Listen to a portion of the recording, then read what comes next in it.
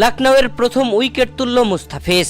দর্শক, এই উইকেট নেবার পরেই মহেন্দ্র সিং ধোনি মুস্তাফিজের কাছে এসে হেসে দিয়ে যেন বললেন এটা আরো আগে নেওয়া প্রয়োজন ছিল। দর্শক, লখনউ সুপার জায়ান্টসের বিপক্ষে এই ম্যাচে চেন্নাই আগে ব্যাট করে 176 রান সংগ্রহ করে 6 উইকেট হারিয়ে পুরো 20 ওভার খেলে। তার জবাবে ব্যাট করতে নেমে লখনউ সুপার জায়ান্টস উইকেটই যেন দিচ্ছেন না, উইকেট যেন সোনার হরিণ, আর সেই সোনার হরিণটা তুললেন মুস্তাফিজুর রহমান। তবে সেটা যে অনেক দেরিতে নিয়েছেন, যেখানে দলীয় 15তম ওভারে বল করতে এসে লখনউ সুপার জায়ান্টসের প্রথম উইকেট তুলেছেন মুস্তাফিজুর রহমান। এর আগে মুস্তাফিজুর রহমান 2 ওভার বল করে 15 রান খরচায় কোনো উইকেট তুলতে পারেনি। এই ম্যাচে চেন্নাইয়ের হয়ে কেউ সেরকম ভালো বল করতে পারেনি, কেউই যেন উইকেটই তুলে নিতে পারছিল না।